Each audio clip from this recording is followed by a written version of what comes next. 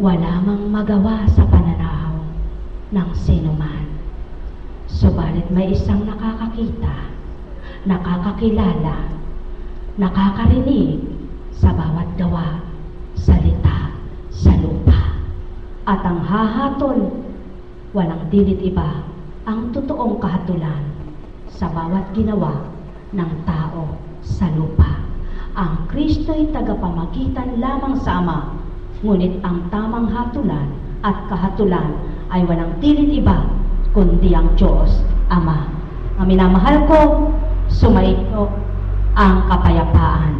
Buhay po ba ang Diyos? Kumusta ka na? May nararamdaman ka bang pagbabago sa paa mo? Kumikibot-kibot. Mapalad ka kapag kumikibot-kibot. Ibig sabihin may pandama pa ang ugat mo.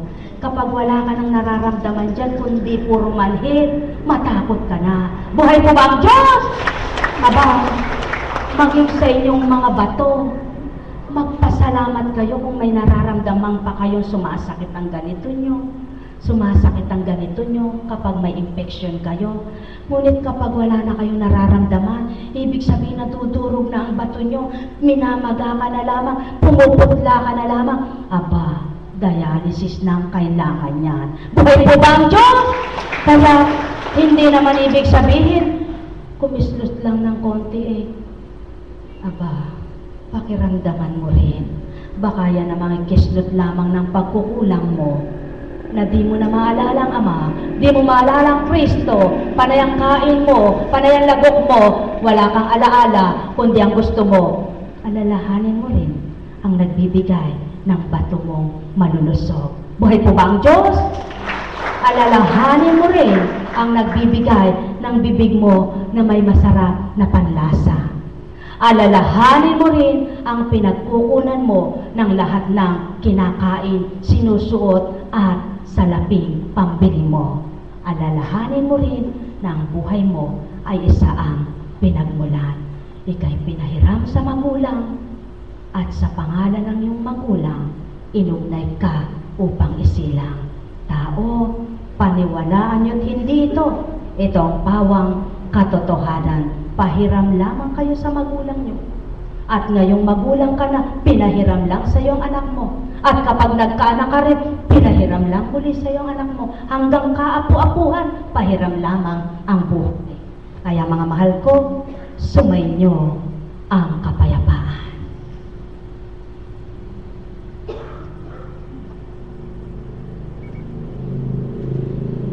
Buhay po ba ang Diyos?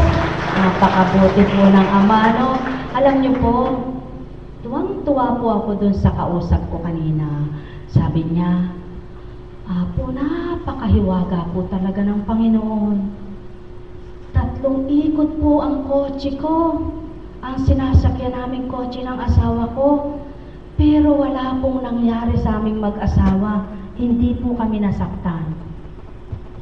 Haba po kang nagbibiyahe kami, yung paawit na chaplet po ang siyang tumutugtog sa aming sasakyan. At wala pong nasambit kundi Panginoon. Nasira nga po ang aming kotse, subalit papalitan po babayaran nung nakabangga. Subalit ang mahalaga, kami po ay walang nasaktan. Sila po ay isa ring nangangasiwa sa Amerika, naglalakbay po ng larawan ng Divine Mercy. Buhay po ba ang Diyos? Yung maliit pong larawan ng Divine Mercy, imahin ng Divine Mercy na dinala po nila doon.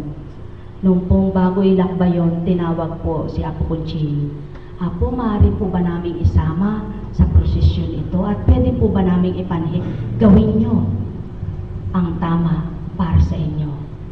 Gawin nyo ang marapat sa palagay nyo. Walang masama sa binabalak nyo. Sulong, tugtinin nyo ito. Buhay po ba ang Diyos?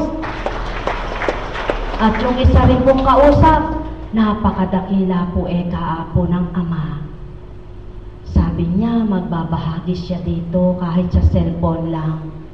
Subalit, hindi po siya nakapagbahagi. Sabi sabi niya sa araw ng Sabado, karampot lamang po ang ibabahagi ko, hindi yung kaganapan sa kotse niya, kundi ang kaganapan na, Apo, kapag po pala may takot ka na sa Panginoon, ang sabi niya ay ganito, kahit na alam mong tama ka, at nagtampo ka, nagdamdam ka, subalit kapag naalala mo ang Ama, na hindi tama yung magdamdam ka, ikaw pala mismo ang susukot, magpapakababa. Ilan po kaya sa inyo ang katulad ng nasa Amerika na yan, na malayo man siya dito, subalit ang mensahe na papanood niya sa internet ay nagiging tatak sa puso niya, parang balaraw na nakatimo na sinasabuhay niya araw-araw at nagiging kislot upang kapag siya'y nagkakamali, magunita niya ang mga aral at pangaral at do'y masambit niya, patawarin niyo po ako.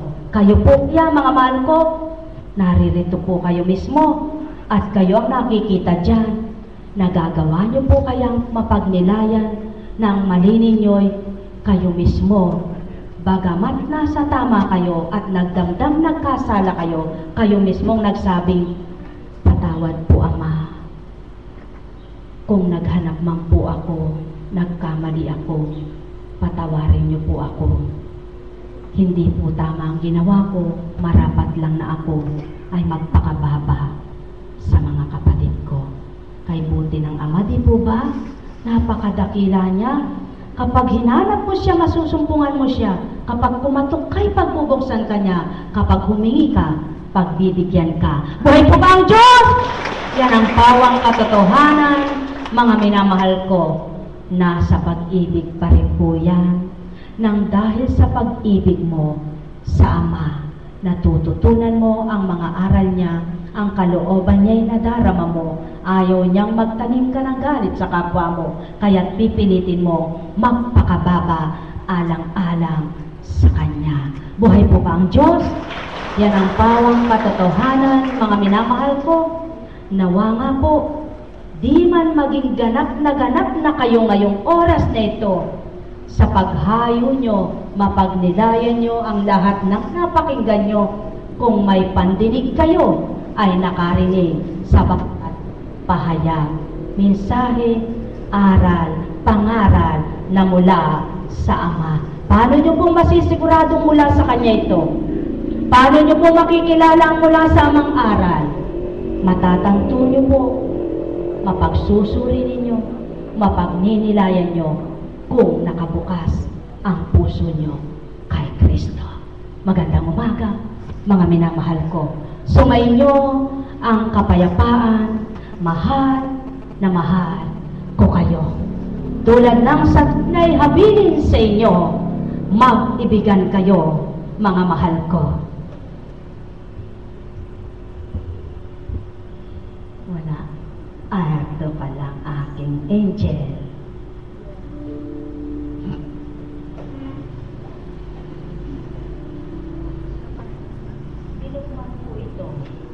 Pag tumama sa loob nyo, hindi naman siguro magbubukol. Ano?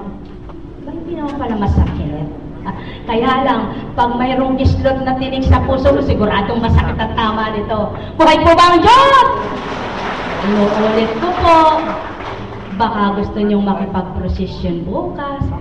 At kung makikipag-prosesyon naman kayo, huwag nyong isiping puyat kayo at pagod ang paghakbang.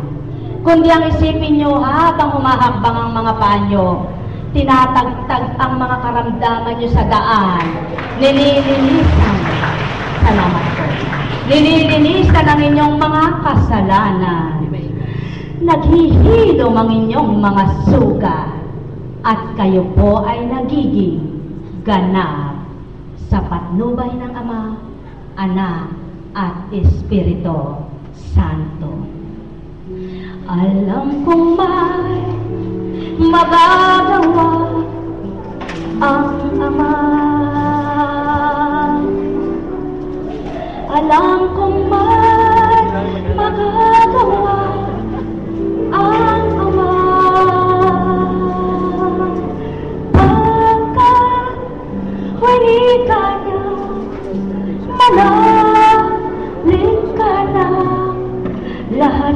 bagay sa inyo'y aking ibibigay. Alam kong di ringgin kayo ng Ama. Alam kong di ringgin kayo ng Ama.